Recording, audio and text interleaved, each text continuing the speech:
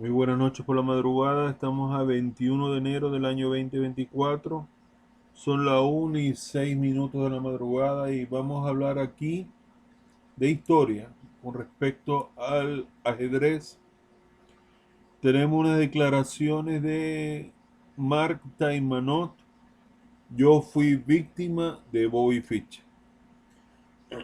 La propiedad intelectual de este escrito está en Facebook, en Vicioso del Ajedrez, por el maestro internacional José Guillermo de la Rosa Solórzano, respetando la propiedad intelectual del maestro internacional José Guillermo de la Rosa Solórzano.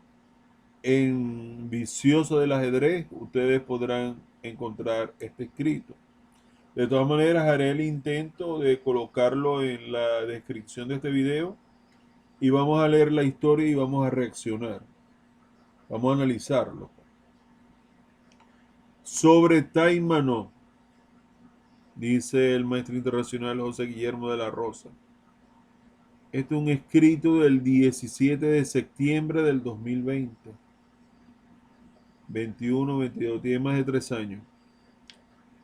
Ayer me llegó el libro de Mark Taimanov, que decía así, titulado, Yo fui víctima de Bobby Fischer. Bobby Fischer ha sido campeón del mundo, uno de los genios más grandes de la historia del ajedrez. Para mí el más grande de todos los tiempos, por su disciplina y su pasión por el juego, pero bueno. Yo fui víctima de Bobby Fischer, dice Marta Taimanov. Vamos a leer sus razones. Muy buen libro que salió a la luz en idioma ruso en el año 1993, pero recién ahora se traduce al español. Estará disponible en España. Aquí en Venezuela lamentablemente no llega ese material. El ajedrez y la música, Taimanov creo que era pianista, fueron las dos grandes pasiones que ocuparon la vida de Mark Taimanov, que nació en Kharkov, en Rusia, en 1926 y muere en San Petersburgo en 2016. En el 2016. Ok. ¿Con cuánto tiempo vivió? Casi como 90 años. 90 años, sí. En el año 1971 se enfrentó a... Me perdona un poco la gripe aquí. En el año 1971 se enfrentó a Robert Bobby Fischer de los Estados Unidos de América, Mark Taimanov, en los cuartos de finales de los matches de candidatos, como debe ser. Ahí no puede haber componente y arreglo, ahí pasa el mejor y punto. Vamos a repetirlo todo para captar la idea. En el año 1971 se enfrentó a Robert Bobby Fischer de Estados Unidos de América en los cuartos de finales de los matches de candidatos al campeonato del mundo. Mark Taimanov. La ciudad canadiense de Vancouver fue el escenario del duelo. La estrella estadounidense barrió a Taimanov del tablero, infligiéndole un doloroso 6-0. 6 victorias, 0 derrotas para Fischer. Pero todo no fue en blanco y negro. Luego de la aparatosa derrota, el establishment soviético, el Estado soviético, se ensañó duramente contra Taimanov, desahuciándolo. No concebían que Fischer aplastara a un gran maestro de la élite soviética. A Taimanov lo privaron de los privilegios que tenía, de pronto ayuda del Estado, un Estado socialista, y le marginaron hasta que Fischer le metió 6-0 al danés Ben Larsen. En un ejercicio de honestidad y despojado de todo egocentrismo, Taimanov cuenta en este libro lo acaecido en Vancouver. Vamos a leer aquí la introducción del maestro internacional, pues, de Solórzano. Cuenta tremendas experiencias, cuenta Taimanó. Miren cómo detrás está el ser humano. No solamente es movimiento de pies, hay un ser humano detrás. Nervioso, afligido, fue temeroso. Miren esto. Cuenta tremendas experiencias. Por ejemplo, cuenta el libro que durante el match contra Fischer, sus analistas notaron que Taimano estaba mal nutrido, mal alimentado, pues mientras los analistas ellos comían en el restaurante del hotel, Taimanón solo consumía alimentos básicos que se ofrecían en el autoservicio. La razón era, según supo uno de los analistas, era que Taimanó estaba ahorrando de la asignación o la miserable cuota que le dio la Federación Rusa para así poderle comprar algunas cosas a su familia.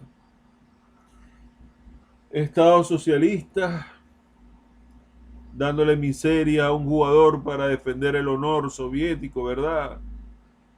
Y el hombre sacrificando su alimentación, estuvo mal alimentado y en esas condiciones ahorrando para llevarle posteriormente a su familia, en esas condiciones precarias de nervio, de ajuste económico, fue que enfrentó a Bobby Fischer.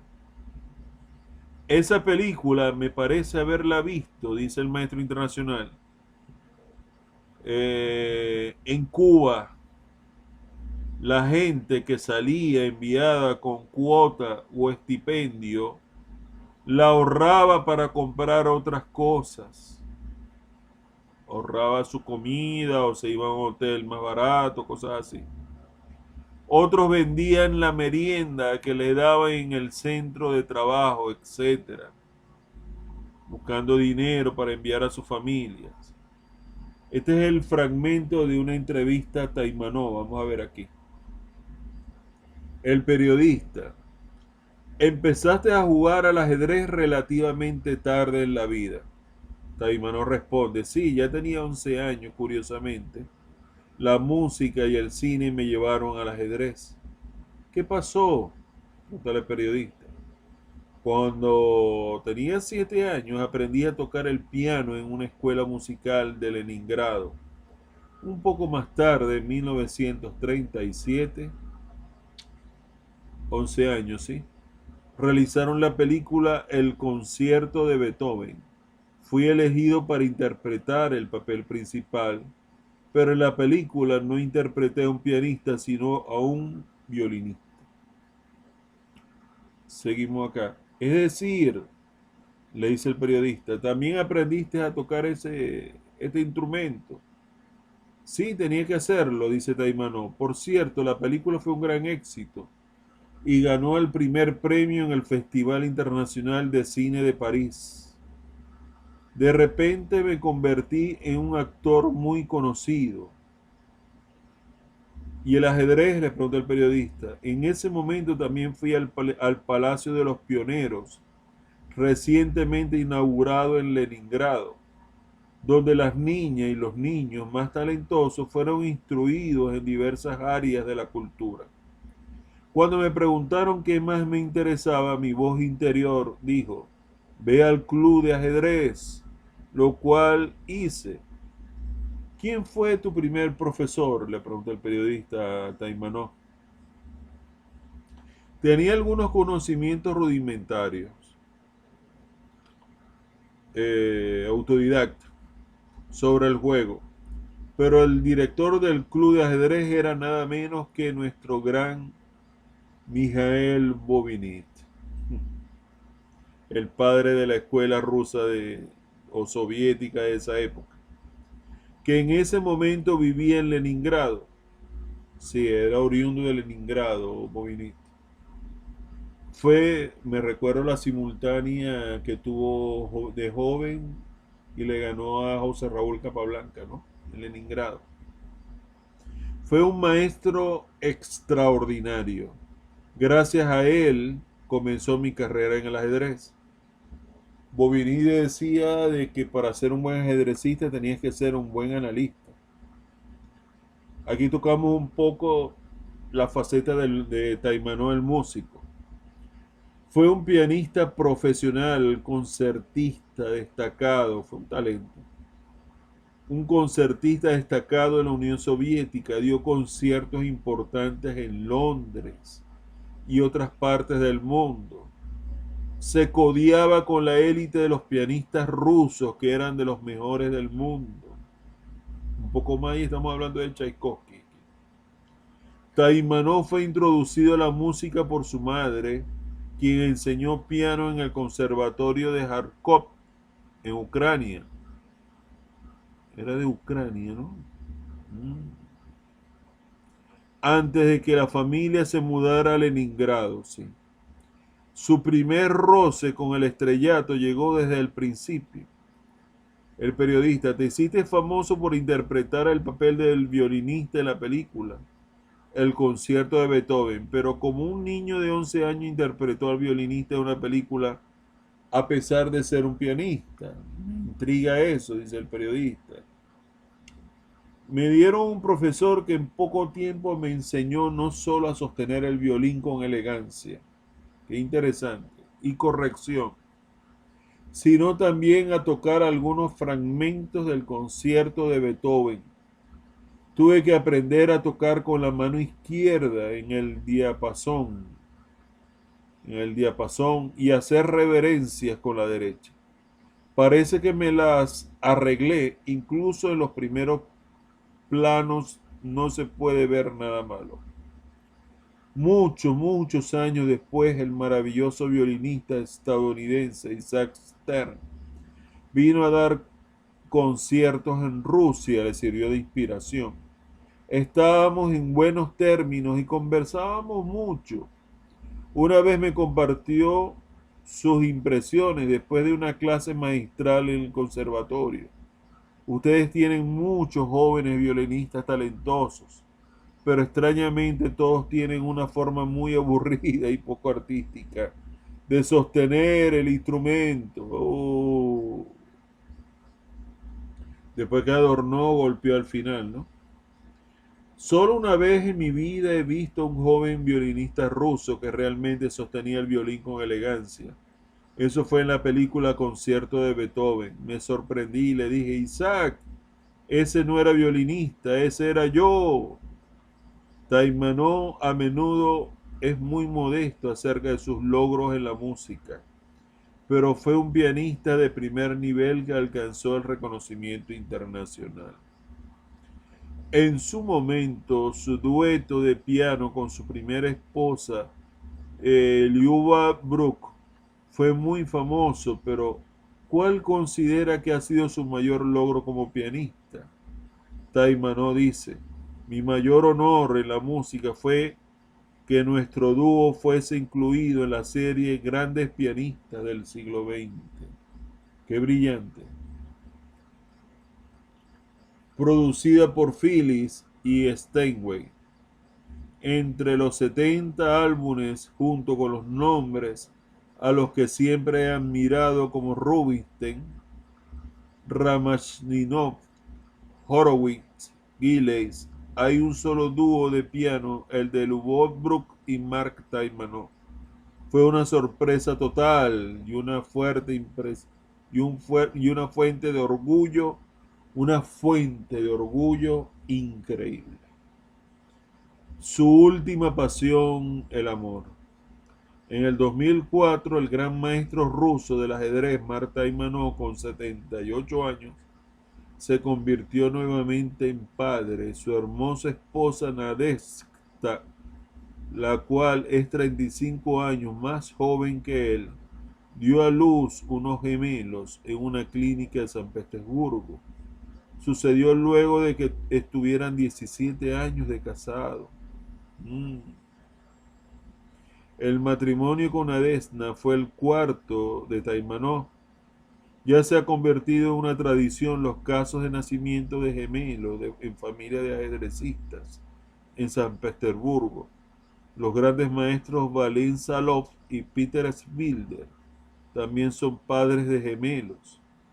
Marta Imanov fue genial, nunca fue el mejor de sus profesiones, pero siempre estuvo entre los mejores. Bendiciones a todos. Esto lo dijo, vamos a repetir la fuente, el maestro internacional José Guillermo de la Rosa Solorza. Ok, vamos a reaccionar a esto. ¿Cuánto tiempo llevamos? Ok.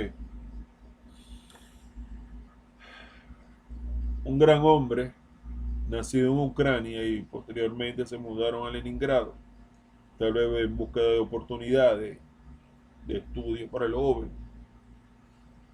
Se destacó brillantemente en la música, hizo papel actoral como violinista en el concierto de Beethoven, está catalogado entre los mejores concertistas de pianos del mundo del siglo XX. Y sin embargo, aún con todas esas facetas de profesional de la música, también fue un gran maestro de ajedrez, incluyendo su famosa variante, la variante Taimanó, con blancas contra la defensa siciliana, con caballo vecino. Un genio en todos los aspectos. Pero un sistema totalitario, estatista, es muy duro con su gente, donde tenían en plena Guerra Fría que destruir al enemigo, que era Bobby Fischer. Y seguramente, como en todos estos regímenes, estos personajes tienen como una asignación por el Estado para poder sobrevivir en el sistema. Una Unión Soviética que posteriormente colapsaría económicamente, pero el expansionismo nacional ruso nuevamente se está dando con Rusia unida, con Vladimir Putin y la invasión a Ucrania, eh, no aprobado por todos nosotros, no nos gusta la guerra, por mucho nazismo que ellos dicen, esa propaganda, y por mucho que la OTAN, que iba a ser una base militar, y que Rusia iba a estar amenazada, una gran cantidad de excusas para asesinar gente e invadir un país. Es decir, Taimanó, además de soviético, era ucraniano, pudiéramos decir. Pero en esos sistemas, fíjense que el hombre tenía que reducir sus raciones de comida y en medio de una fuerte hambre, comiendo prácticamente cosas simples, básicas, en esas simples condiciones se iba a enfrentar al genio americano Bobby Fischer. Si no estás bien alimentado, si no tienes una seguridad alimentaria, una seguridad financiera, si no estás próspero en tu vida, en tu país, como tiene que ser, entonces no puedes rendir al máximo. Pero el Estado socialista que se cree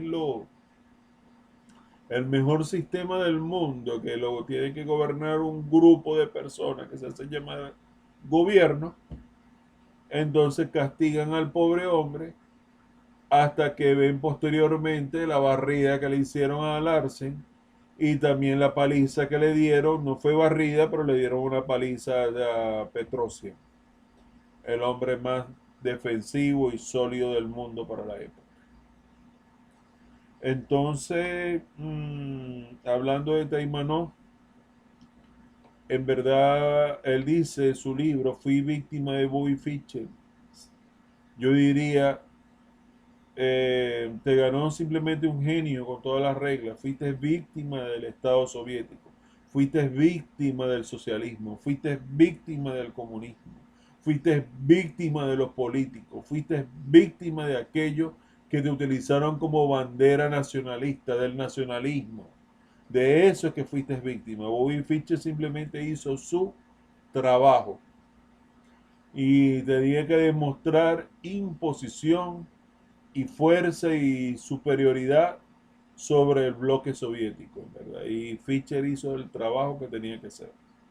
Recientemente yo tuve una corrección de un amigo que dice, esta persona está diciendo cosas falsas. Llámame Ernesto, o llámame señor, maestro, o amigo, o estimado, como tú quieras. Yo soy un simple profesor, entrenador, pues. Y si yo me equivoco que los lapsos de presidencia de la FIDE entre 1970 y el 77 era Maceo, el viejito Maceo, el setentón, bueno, discúlpame, yo en verdad debí investigar y cerciorarme mejor. Yo pensaba que Campomanes ya estaba en las riendas, y no, Campomanes más que todo influyó, fue en la era de Carpo y Kasparov, pues yo me equivoqué totalmente.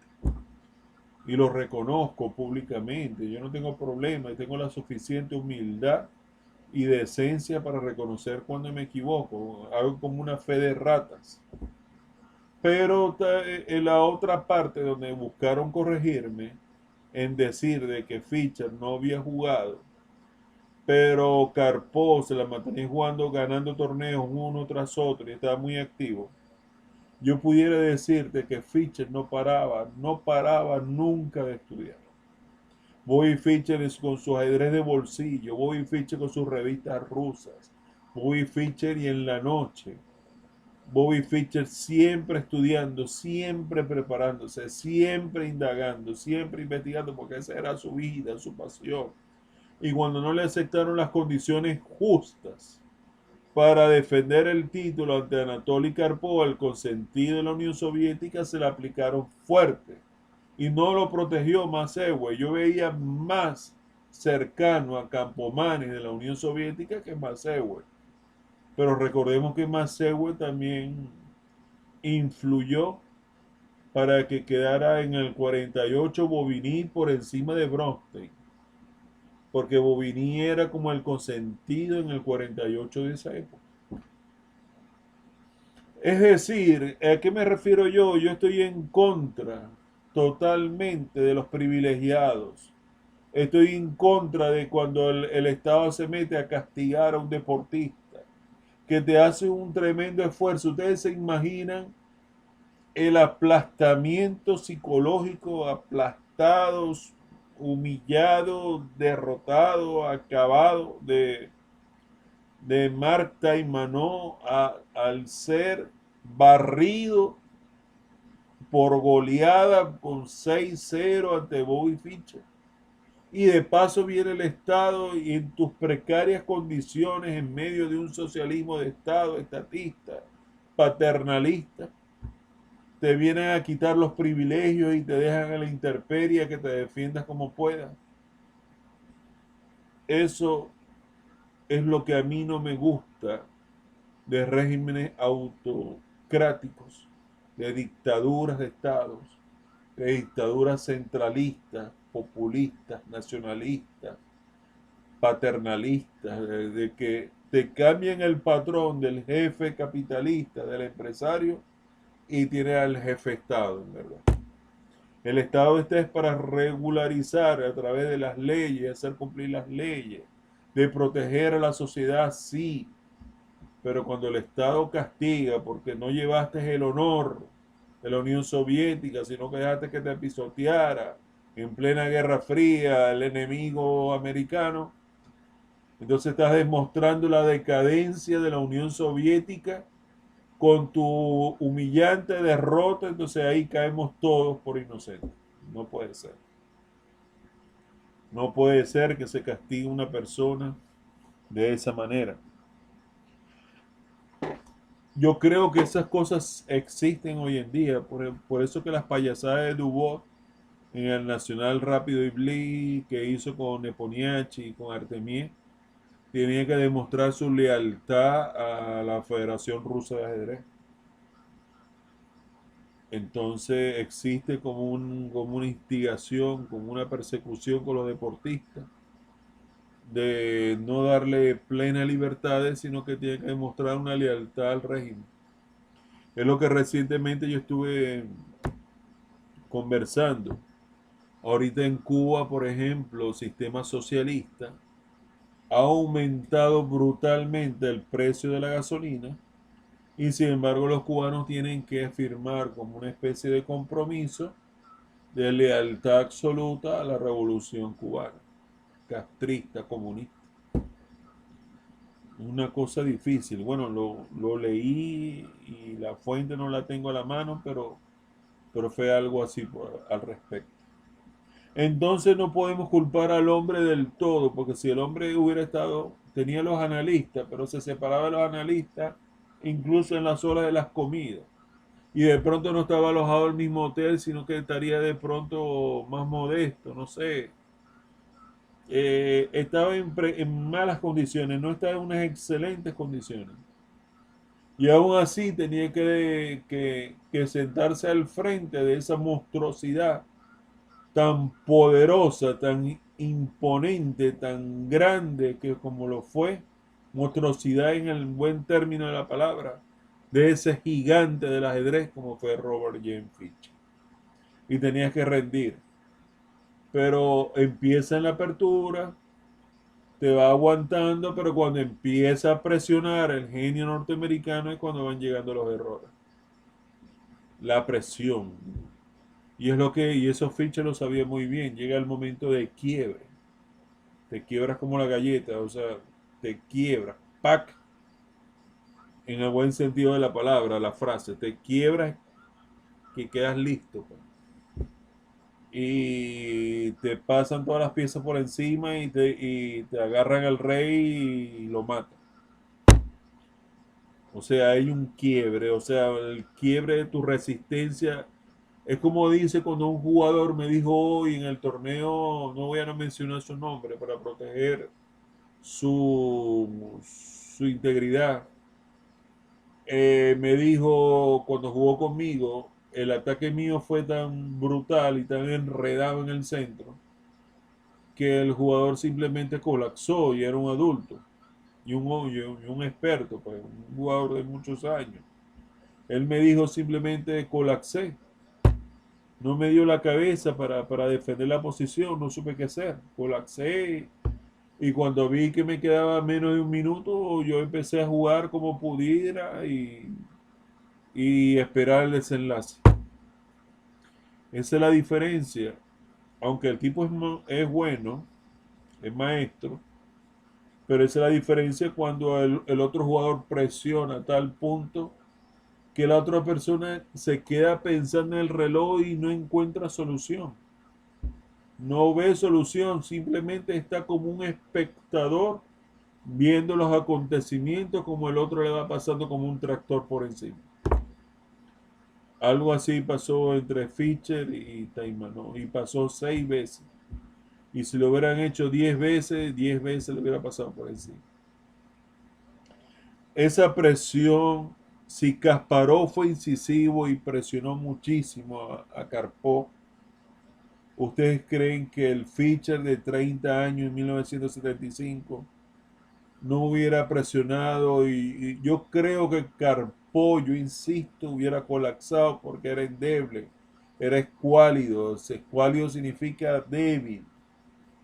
No hubiera soportado la intensidad, la energía, la presión de Bobby Fischer. Y Bobby Fischer se la mantenía activo todo el tiempo. Bobby Fischer ya ha tenido varios retiros. En el 69 se retiró unos cuantos años. Y después volvió en el 70 por todo lo alto, en los internacionales de Estocolmo y todo eso. Así que Bobby Fischer tenía su retiro y regresaba a lo grande.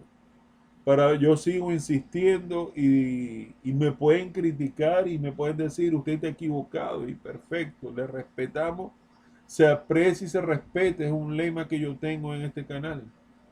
Pero para ganar en ajedrez tienes que meterle presión. Yo en verdad me sentí complacido y a la vez me dio un cierto sentimiento porque la otra persona que estaba jugando conmigo llegó a un punto que las piezas estaban tan enredadas y había tanto ataque y había varias piezas colgadas que el hombre en verdad no supo qué hacer y terminó colapsando y lo confesó, colapsé. y les respetamos su nombre, porque no, para ese tipo de cosas tenemos que proteger a la persona porque lo dijo con humildad, con sinceridad y franqueza. No dijo, no, es que estaba ganado y me equivoqué, yo tenía ataque, no.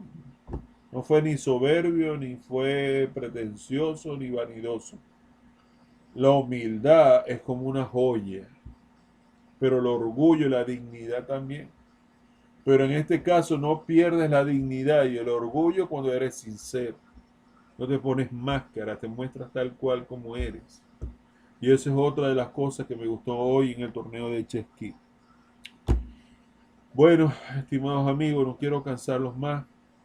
Espero que hayan disfrutado de este especial del libro que en otras partes del mundo lo podrán comprar, pero en mi Venezuela natal lamentablemente no llega ningún tipo de literatura de ajedrez ya. No llega, no sé si habrá un cambio político en este 2024.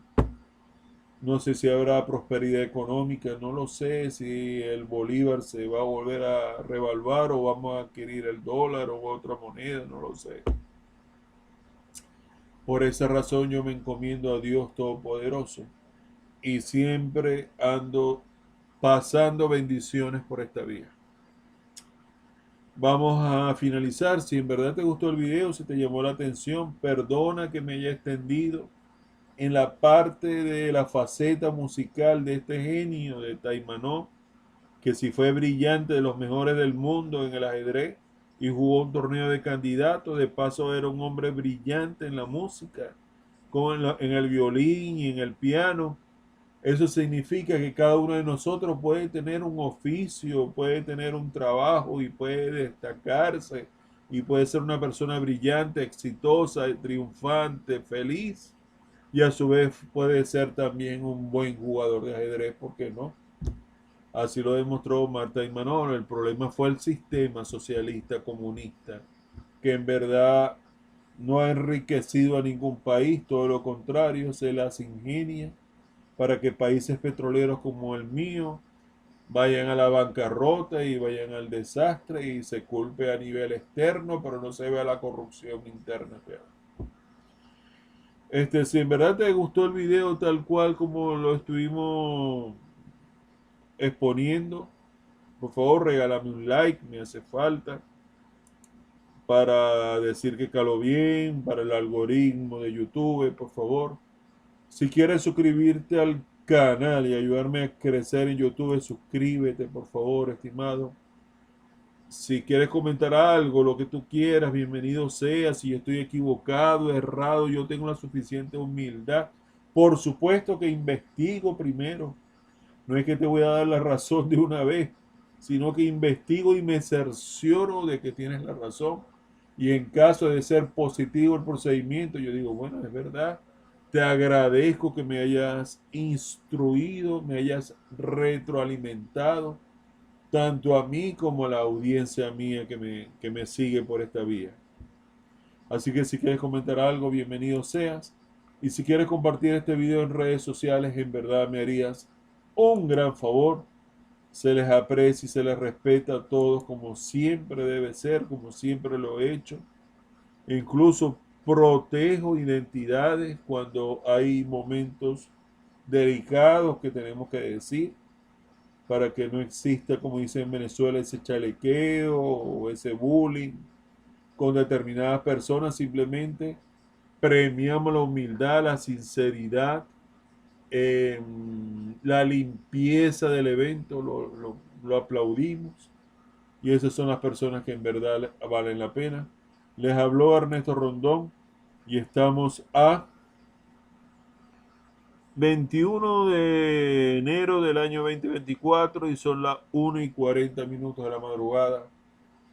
Que Dios los bendiga a todos, que Dios los bendiga en verdad y les dé prosperidad a todos, cada uno de ustedes, en familia o como estén. Bendiciones para todos, ¿verdad? Bendiciones para todos.